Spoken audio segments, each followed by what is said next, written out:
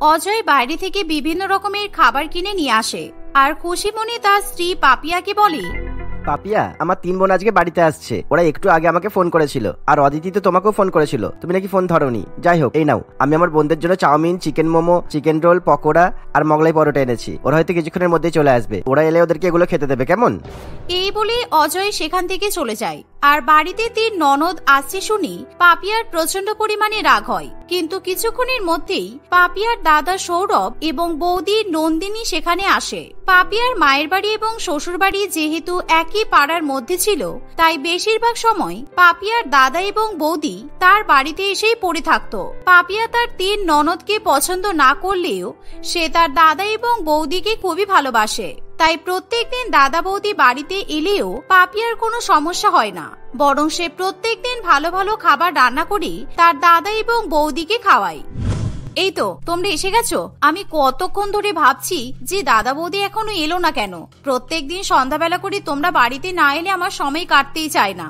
এই নাও, অজয় আজকে অনেক কিছু খাবার কিনে এনেছে। মোমো আছে, চিকেন রোল আছে, চাউমিন আছে, মোগলাই আছে, খাওয়া শুরু করো। পাপিয়ার কথা শেষ হতে না হতেই পাপিয়ার 3 ননদ বাড়িতে এসে উপস্থিত হয়। কিন্তু পাপিয়া কিছুতেই তার 3 ননদকে দেখে খুশি হয় না। এমনকি পাপিয়া ঠিক মতো তার ননদদেরকে পাত্তা পর্যন্ত দেয় না। সে তার দাদা এবং বৌদির সঙ্গে কথা বলতে ব্যস্ত থাকে। কি গো বৌদি, আমরা এসেছি, তুমি কি আমাদেরকে দেখতে পাওনি? কেমন আছো বলো? দাদা কেমন আছে? আর বাচ্চারা ভালো আছে তো? ও, তোমরা এসেছো? আসলে আমি খেয়াল করিনি। হ্যাঁ হ্যাঁ, আমরা সবাই ভালো আছি। আসলে একটা দরকারি বিষয়ে কথা বলছিলাম তো, সেই জন্য আর কি। হ্যাঁ বলো বৌদি, তারপর কি যেন বলছিলে? দুপুরবেলা তাহলে কি রান্না করলে? পাপিয়ার কথা শুনে অদিতি, রূপালী এবং সোনালী খুবই অসন্তুষ্ট হয়। তারা খুব ভালো মতোই বুঝতে পারে যে তাদেরকে দেখে বৌদি মোটেই খুশি হয়নি। তবুও তারা বিষয়টা উপেক্ষা করে বলে, ঠিক আছে বৌদি, তোমরা কথা বলো, আমরা 3 জনে একটু ফ্রেশ হয়ে নিই। অনেক দূর থেকে এসেছি তো, একটু হাত মুখ ধুয়ে নিই, ভালো লাগবে। তারপর আমরা আসছি, একসঙ্গে গল্প করব সবাই। ঠিক আছে। আর শোনো, তোমরা কিন্তু গেস্ট রুমে গিয়ে থাকবে। তোমাদের রুমটাতে এখন আমার 2 ছেলে মেয়ে থাকে। আসলে ওরাও তো এখন বড় হচ্ছে, ওদের একটা আলাদা রুম দরকার, তাই আমি তোমাদের রুমটাতে আমার 2 ছেলে মেয়ের থাকার ব্যবস্থা করেছি। বৌদির কথা শুনে 3 বোনের প্রচন্ড পরিমাণে খারাপ লাগে, কিন্তু তবুও তারা কিছু না বলে গেস্ট রুমে চলে যায়। আর 3 ননদ সেখান থেকে চলে যাওয়ার পর পাপিয়া তার দাদা এবং বৌদিকে বলে, আরে তোমরা এত আস্তে আস্তে খাচ্ছ কেন? তাড়াতাড়ি খাও, অজয় হয়তো এখনই চলে আসবে। ওর বোনরা এসেছে না, এই খাবারগুলো তো অজয় ওর বোনেদের জন্যই নিয়ে এসেছে। বোনেরা বাড়িতে আসতে না আসতেই অজয় টাকা খরচ করা শুরু করে দিয়েছে। অসহ্য একেবারেই। মহারানীরা বাড়িতে এলো না, আর দাদা একেবারে খাবার রেডি করে বসে আছে। তোমরা তাড়াতাড়ি খাও, ওরা যাতে কোনো খাবার না পায় বলে দিলাম।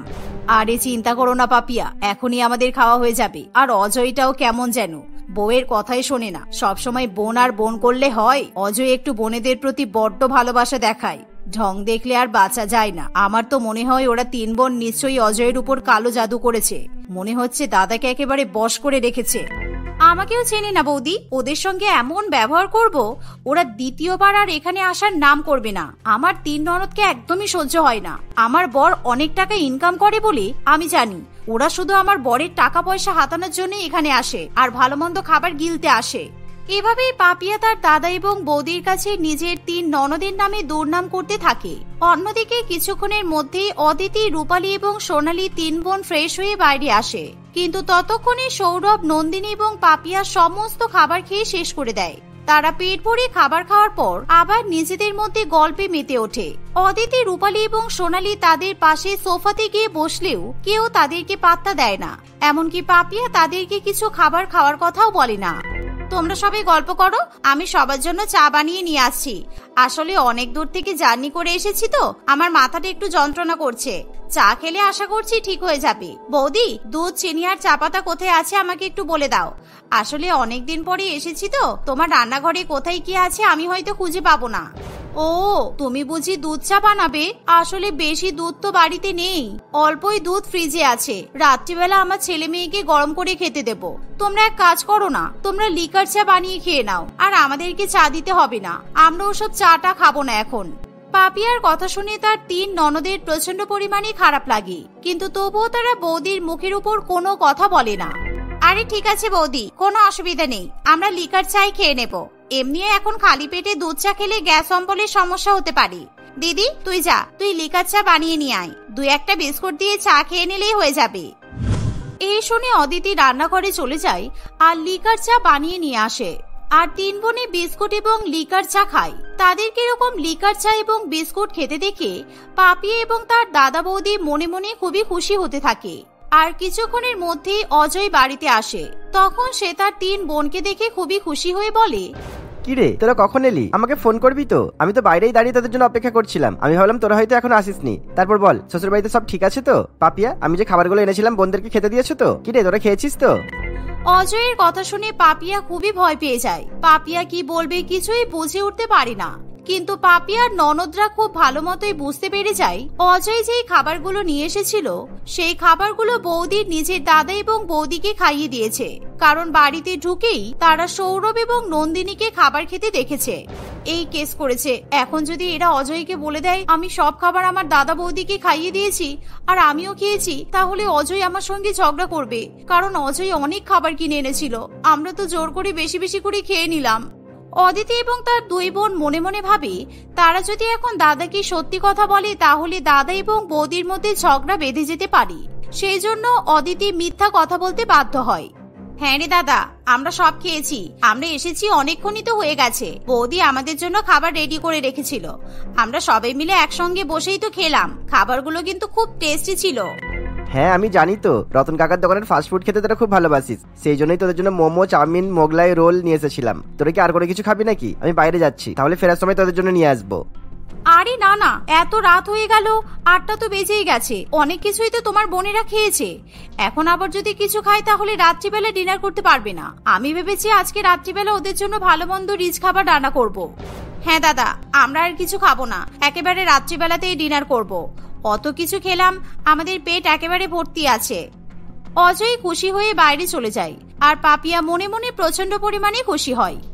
আজকে আমার 3 ননদের জন্য আমি বেঁচে গেলাম। যাক, আমার 3 ননদ যে কতটা বোকা সেটা আমার বুঝতে আর বাকি নেই। এদের সঙ্গে আরো বেশি ছ্যাবলামি করা যাবে। আচ্ছা অদিতি, বলছিলাম যে তোমরা রাত্রিবেলা কি খাবে আমাকে এখনই বলে দাও। হ্যাঁ, কারণ আমার হাঁটুতে খুব ব্যথা। আমার রান্নাঘরে দাঁড়িয়ে দাঁড়িয়ে রান্না করতে এখন খুব অসুবিধা হয়। তুমি বসো বৌদি, আমরা 3 বোনে আজকে রান্না করব। কি কি রান্না করতে হবে আমাদেরকে বলে দাও। তুমি বসে দাদা বৌদির সঙ্গে গল্প করো, কোনো সমস্যা নেই। আচ্ছা ঠিক আছে, তোমরা যখন বলছো রান্না করবে তাহলে করো। তবে হ্যাঁ, একটু তাড়াতাড়ি রান্না করবে কেমন? আর তোমাদের দাদা বাড়িতে এলে আবার বলো না যে তোমরা রান্না করেছো, কারণ তোমাদের দাদাকে চেনো তো। ও যদি শোনে তোমরা রান্না করেছো তাহলে আবার আমার সঙ্গে ঝগড়া করবে। আর আজকে তোমরা বরং ফ্রাইড রাইস, চিলি চিকেন আর আলুর দম রান্না করো, বেশি করে রান্না করবে। আমার দাদা আর বৌদি কিন্তু রাত্রিবেলা খাবার খেয়ে তারপরেই বাড়ি যাবে। এই শুনে অদিতি, সোনালী এবং রূপালী 3 বোন রান্নাঘরে চলে যায় আর তারা রান্না করতে ব্যস্ত হয়ে পড়ে। অন্যদিকে পাপিয়া তার দাদা এবং বৌদির সঙ্গে জোরে জোরে হাসি ঠাট্টা মজা করতে থাকে। সে একবারের জন্য রান্নাঘরে গিয়ে তার ননদদের কোনো রকম সাহায্য করার চেষ্টা করে না। এভাবেই দেখতে দেখতে প্রায় 2 ঘন্টা কাটে। আর তাদের রান্না যখন প্রায় শেষ হয়ে আসে তখন পাপিয়া রান্নাঘরে এসে বলে, বলছি তোমাদের রান্না বান্না কতদূর হলো? এই তো তোমাদের রান্না তো প্রায় হয়েই গেছে। আসলে আমার দাদা বৌদি বলছে বাড়িতে গিয়ে খাবার খাবে, এখানে বসে খেলে অনেক দেরি হয়ে যাবে, তাই আমি ওদের খাবার টিফিনে ভরে দেব, ওরা বাড়িতে গিয়ে শান্তিতে বসে খেতে পারবে। ঠিক আছে বৌদি, তুমি ওনাদের খাবারটা টিফিনে ভরে দাও, তারপর দাদা বাড়িতে এলে আমরা সবাই একসঙ্গে খেয়ে নেব। এই শুনে পাপিয়া বড় বড় টিফিন বক্সে অনেক বেশি বেশি পরিমাণে খাবার প্যাক করে। আর যা দেখে পাপিয়ার 3 ননদ খুবই অবাক হয়। এই নাও বৌদি, আমি কিন্তু বেশি বেশি করে ফ্রাইড রাইস, চিলি চিকেন, আলুর দম দিয়ে দিয়েছি, যাতে আমার 3 ননদ পেট ভরে খাবার খেতে না পারে। বারবার আমাকে এসে বিরক্ত করা। আমি এবার আচ্ছা মতো ওদেরকে মজা দেখাবো। আর শোনো, কালকে কিন্তু সকাল হলেই তোমরা চলে আসবে। আমরা কালকে ভালো কোনো প্ল্যানিং করব। আমরা এমন কিছু করব যাতে আমার 3 ননদ তাড়াতাড়ি এই বাড়ি থেকে বিদায় হয়, কারণ আমি ওদেরকে মোটেই সহ্য করতে পারছি না। পাপিয়ার কথা শুনে তার দাদা এবং বৌদি হাসতে হাসতে বাড়ি চলে যায়। কিন্তু পাপিয়ার কথা অদিতি সবটাই শুনে ফেলে। আর অদিতি তখনই তার 2 বোনের কাছে গিয়ে সব কথা বলে। এর ফলে 3 বোন প্রচন্ড পরিমাণে কষ্ট পায়। আর তারা ঠিক করে তারা আর কখনোই মায়ের বাড়িতে আসবে না। তাই পরের দিন সকাল হতে না হতেই 3 বোন বাড়ি যাওয়ার জন্য তৈরি হয়ে নেয়। আর যা দেখে অজয় খুবই অবাক হয়ে বলে, আরে বোন, তোরা এত তাড়াতাড়ি বাড়ি চলে যাচ্ছিস যে? তোরা তো কিছুদিন থাকবি বলে এসেছিলি, তাহলে হঠাৎ করে কি হলো? তোরা বাড়ি ফিরে যাচ্ছিস কেন? তোদের বৌদি কি তোদের কিছু বলেছে? আরে না রে দাদা, বৌদি আবার আমাদেরকে কি বলবে? আসলে হঠাৎ করে আমার শাশুড়ি মায়ের শরীর খারাপ করেছে, তাই জন্য আমাকে আজই বাড়ি ফিরতে হবে। আর আমি চলে যাচ্ছি বলে সোনালি আর রূপালিও থাকতে চাইছে না। তুই তো জানিস আমরা যখনই বাড়িতে আসি তখনই 3 বোন একসঙ্গে আসি, কারণ আমাদের একা একা এখানে থাকতে ভালো লাগে না। এই বলে 3 বোন মায়ের বাড়ি ছেড়ে শ্বশুর বাড়িতে চলে যায়। আর তারা 3 বোনে ঠিক করে নেয় তারা আর কখনো মায়ের বাড়িতে যাবে না। আর এভাবেই 3 ননদ একদিনের মধ্যেই বাড়িতে চলে যাওয়ার ফলে পাপিয়া মনে মনে প্রচন্ড পরিমাণে খুশি হয়। এভাবেই 2-4 দিন কাটে, কিন্তু এরই মধ্যে হঠাৎ করে একদিন পাপিয়া প্রচন্ড পরিমাণে অসুস্থ হয়ে পড়ে। সে এক ভাইরাল জ্বরে আক্রান্ত হয়, এমনকি সে এতটাই দুর্বল হয়ে পড়ে যে নিজে পায়ে উঠে দাঁড়াতে পর্যন্ত পারে না। আর সাহায্যের জন্য পাপিয়া তার দাদা বৌদিকে বারে বারে ফোন করলে তারা কিছুতেই পাপিয়াকে সাহায্য করতে চায় না। আরে না গো পাপিয়া, আমরা বলছি তো এখন আমরা যেতে পারবো না। আসলে আমি শুনেছি ভাইরাল জ্বর হলে রোগীর আশেপাশে যেতে নেই, তোমার আশেপাশে যে যাবে তাদেরও জ্বর হতে পারে। আর তাছাড়া এমনিও আমি আর তোমার দাদা সিমলাতে ঘুরতে যাচ্ছি, আমরা কিছুদিন পর বাড়িতে আসবো, তারপর না হয় তোমার সঙ্গে দেখা করতে যাবো। দাদা বৌদির কাছ থেকে এরকম ব্যবহার পেয়ে পাপিয়া প্রচন্ড পরিমাণে কান্নাকাটি করে। এমন অবস্থায় অসুস্থ পাপিয়া এবং তার 2 ছোট ছোট ছেলে মেয়েকে দেখাশোনা করার মতো কেউ থাকে না, কারণ অজয় তখন কাজের সূত্রে শহরের বাইরে থাকে। তাই পাপিয়া কি করবে কিছুই বুঝে উঠতে পারে না। কিন্তু এমন সময় হঠাৎ করে পাপিয়া তার 3 ননদকে বাড়িতে দেখতে পায়। আসলে দাদার কাছ থেকে খবর পেয়ে অদিতি, রূপালী এবং সোনালী বৌদির দেখাশোনা করার জন্য মায়ের বাড়িতে ছুটে আসে। বৌদি, চিন্তা করো না, আমরা এসে গেছি, তোমার আর কোনো অসুবিধা হবে না। তবে হ্যাঁ, তুমি এটা মনে করো না আমরা এখানে দাদার টাকা পয়সা হাতানোর জন্য এসেছি কিংবা ভালো মন্দ খাবার খেতে এসেছি। আমরা শুধুমাত্র তুমি অসুস্থ বলে তোমার দেখাশোনা করতে এসেছি। তুমি সুস্থ হলে আমরা আবার বাড়ি চলে যাব। আমি জানি তুমি আমাদের 3 বোনকে সেরকম পছন্দ করো না, তাই আমরা ভেবেছিলাম আমরা আর কখনো বাড়িতে আসবো না। কিন্তু তুমি আমাদের যতই পর ভাবো না কেন, আমরা 3 জনে কিন্তু তোমাকে খুবই ভালোবাসি। তাই তোমার অসুস্থতার কথা শুনে আমরা কিন্তু বাড়িতে থাকতে পারিনি, এখানে ছুটে এসেছি। অদিতির মুখে এমন কথা শুনে পাপিয়া প্রচন্ড পরিমাণে লজ্জিত বোধ করে। সে কোন মুখে 3 ননদের কাছে ক্ষমা চাইবে বুঝে উঠতে পারে না। আর সেদিন থেকে 3 ননদ মিলে তাদের অসুস্থ বৌদির খুবই সেবা যত্ন করতে থাকে। তারা বাড়ির কাজকর্ম, রান্নাবান্না, এমনকি দাদার ছেলে মেয়েদেরও দেখাশোনা করে। এভাবে 1 সপ্তাহের মধ্যে পাপিয়া সুস্থ হয়ে ওঠে। আর পাপিয়া সুস্থ হয়ে উঠলেই 3 ননদ বাড়ি যাবে বলে রেডি হয়। তোমরা দয়া করে এত তাড়াতাড়ি বাড়ি যেও না। আমি জানি আমার কথা শুনে তোমরা হয়তো অবাক হবে, কিন্তু আজকে আমি মন থেকে তোমাদেরকে থাকতে বলছি। আমি তোমাদের সঙ্গে খুব বাজে ব্যবহার করেছি, কিন্তু আমার দুঃখের সময়ে আমি বুঝতে পেরেছি কারা আমার পর আর কারা আমার আপন। দয়া করে তোমরা আমাকে ক্ষমা করে দাও বোন। বৌদির কথা শুনে 3 ননদ খুবই খুশি হয়। আর সেদিনের পর থেকে পাপিয়া তার 3 ননদকে একেবারে নিজের বোনের মতো ভালোবাসা দেয়। আর সে কখনো তার ননদের সঙ্গে বাজে ব্যবহার করে না। এর ফলে অদিতি, রূপালী এবং সোনালী যখন ইচ্ছা আবার তারা মায়ের বাড়িতে আসতে পারে। নির্মলা দেবী তার স্বামী এবং তার 2 ছেলে আকাশ এবং প্রিয়মের সঙ্গে একটি শহরে থাকত। আকাশ নির্মলা দেবীর সৎ ছেলে ছিল, তাই সে আকাশের বাবা শতরূপ বাবুর ভয়ে আকাশের ঠিকভাবে দেখাশোনা করলেও সে কখনোই আকাশকে মন থেকে ভালোবেসে উঠতে পারে না।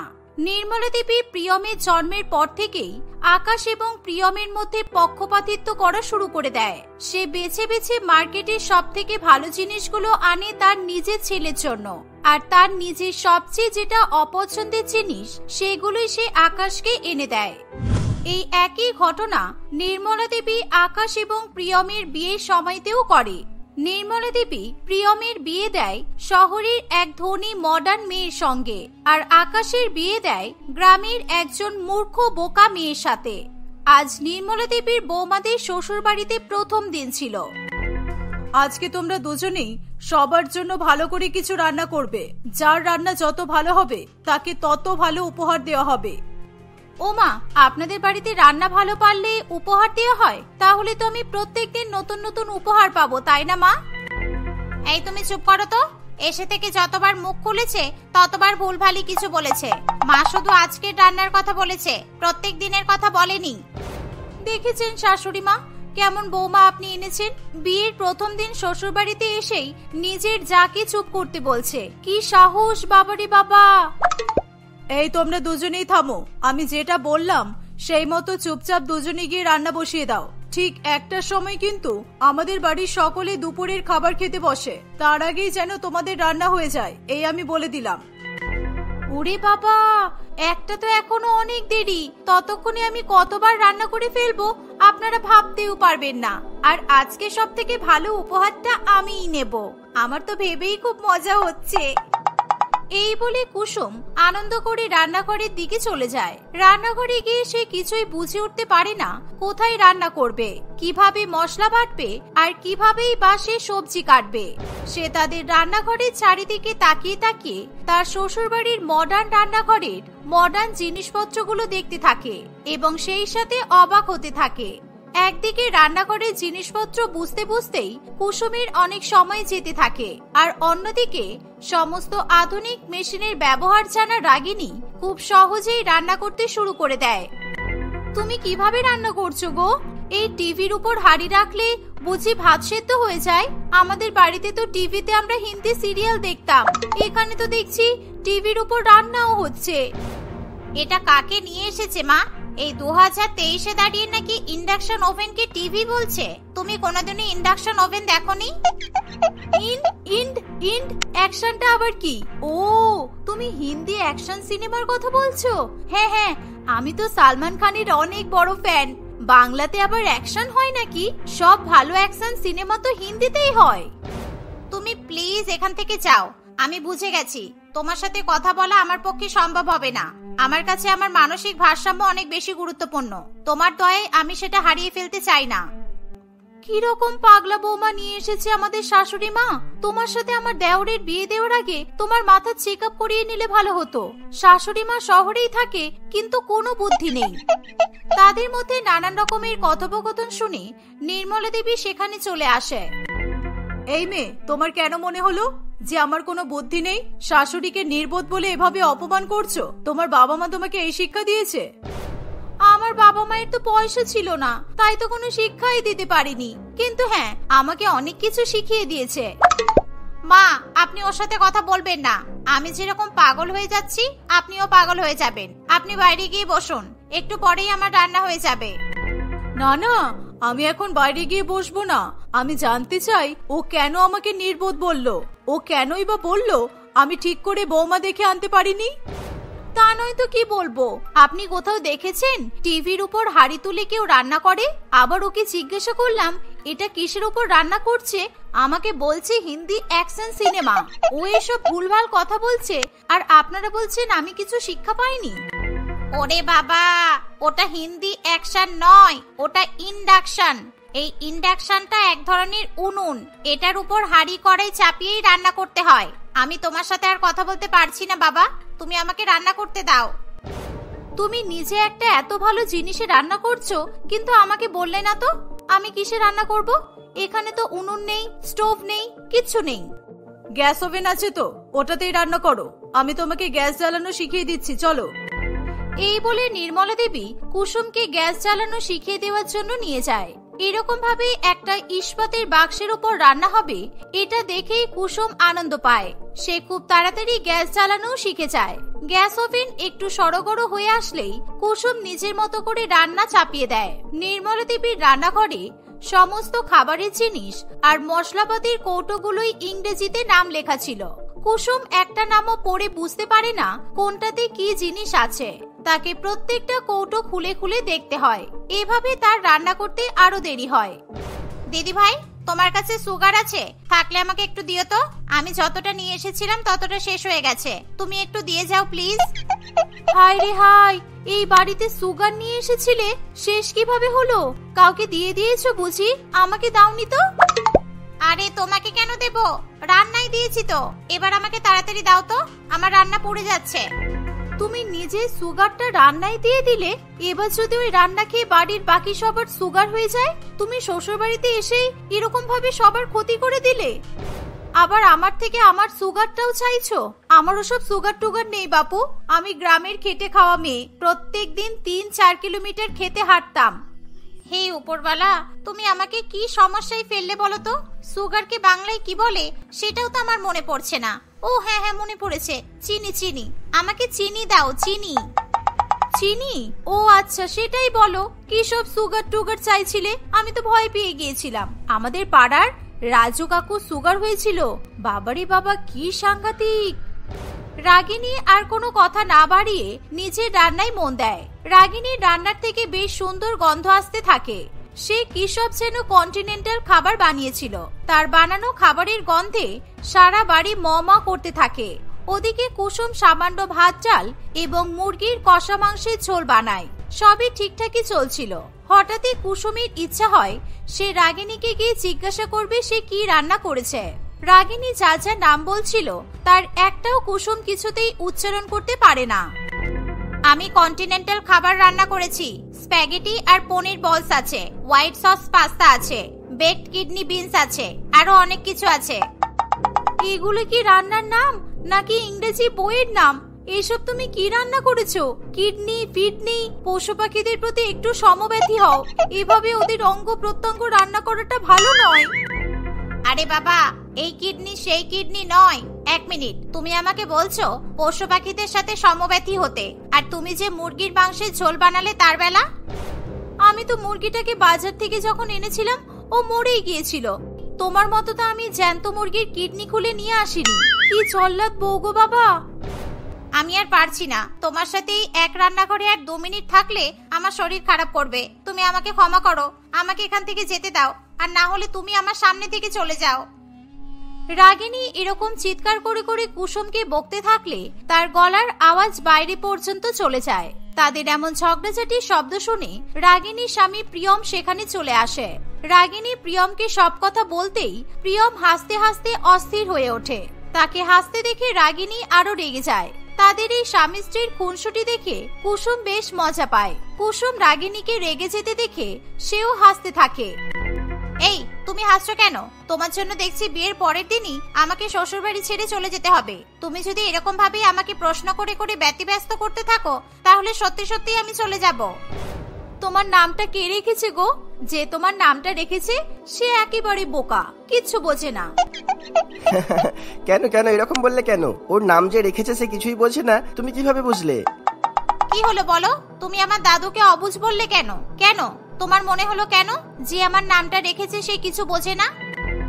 সে যদি সবকিছু বুঝতো তাহলে তোমার নাম এরকম রাগিনী রাখতো না। নাম বলবে আমি তো রাগিনী, আর কাজ দেখাবে দেখো যেন রেগে এক্ষুনি সবাইকে ভস্ম করে দেবে। তোমার নাম রাগিনী না রেখে রেগেছি রাখলে ভালো হতো। আমার মা দাদার জন্য গ্রামের অশিক্ষিত আর বোকা বৌমা আনতে গিয়ে আমাদের বাড়ির সবার জন্য এরকম একটা মজাদার বৌদি এনে দেবে, এটা আমি কল্পনাও করতে পারছি না। তোমার সাথে আর কিছুক্ষণ কথা বললে হাসতে হাসতে আমি পাগল হয়ে যাব। এই বলে প্রিয়ম খুব হাসতে থাকে। তার হাসি দেখে রাগিনী আরো রেগে যায়। এভাবেই দুই বোকা বউ এবং মডার্ন বউ তাদের শ্বশুর বাড়িতে প্রথম রান্না সম্পন্ন করে। কিছুক্ষণ পর তারা তাদের রান্না করা খাবার টেবিলে রেখে দেয়। টেবিলে এত রকমের খাবার দেখে বাড়ির সবাই একেবারে অবাক হয়ে যায়। এত ধরনের এত সুস্বাদু এতগুলো খাবার তারা তাদের খাবার টেবিলে খুব কমই দেখেছে। নির্মলা দেবী তার বৌমাদের কাজ দেখে বেশ খুশি হয়। সে প্রথমে তার বড় বৌমাকে জিজ্ঞাসা করে সে কি কি রান্না করেছে। আমি ভাত বানিয়েছি, মাছের মাথা দিয়ে মুগ ডাল, ঝিরিঝিরি করে আলু ভাজা আর মুরগির কষা মাংস, আর বানিয়েছি চাটনি পাঁপড়। আশা করি আজকের উপহারটা আমিই পাবো। ছোট বৌমা, তুমি বলো তুমি কি কি বানিয়েছো? তুমিও কি এরকম কিছুই বানিয়েছো? যদিও দেখে বোঝা যাচ্ছে এগুলো বিদেশি খাবার, তাও জিজ্ঞাসা করছি। হ্যাঁ মা, আপনি ঠিকই বলেছেন, আমি বিদেশি খাবার বানিয়েছি, কন্টিনেন্টাল। আশা করছি আপনাদের ভালো লাগবে। কুসুম এই কথা শুনে হো হো করে হাসতে থাকে। তাকে হাসতে দেখে এবার রাগিনী সত্যি সত্যি খুবই রেগে যায়। তার রাগি রাগি মুখ দেখে কুসুম আরো হাসে। কি ব্যাপার কি তোমার? এত হাসছো কেন? সকাল থেকে অনেক জ্বালাতন করেছো, এবার আমার আর ভালো লাগছে না। বলো এবার হাসছো কেন তুমি? হাসবো না তো কি করব? তুমি নিজেই খাবার বানিয়ে বলছো কোনটি ডাল। আমি তো মাছের মাথা দিয়ে মুগ ডাল বানিয়েছি, আমি সেটাও বলে দিয়েছি। তুমি এত বিদেশি খাবার রান্না করলে আর কোনটি ডাল সেটা বলতে পারছো না? এই মহিলা আমাকে পাগল করে দেবে। প্রিয়ম, তুমি আমাকে আজকেই বাপের বাড়িতে রেখে এসো, আমি আর এখানে থাকতে পারবো না। উফ, কি ভয়ানক বদমাশ একটা মহিলা, বাবারে বাবা। ওই দেখো, রেগে আছি আবার রেগে গেল। আরে সবাই যে সবকিছু জানবে তার তো কোনো মানে নেই। তুমি নাই জানতে পারো কোনটা কি ডাল, সেটা আমাদের জিজ্ঞাসা করলেই তো হয়। এইটুকু কারণে বাড়ি ছেড়ে চলে যাওয়ার কি আছে? তুমি আবার আমাকে রেগে আছি বললে? ওটা আমার নাম নয়, আমার নাম রাগিনী। ও কোনটি কি ডাল বলেনি বৌদি, ও কন্টিনেন্টাল বলেছে। ওটা এক ধরনের বিদেশি খাবার। তুমি আজ খাও, এইগুলো সব বুঝে যাবে, আর না বুঝলেও ক্ষতি নেই। তুমি এরকম মজার মজার কথা বলতে থাকলে আমাদের খুবই আনন্দে দিন কেটে যায়, এটা আমি হলপ করে বলতে পারি।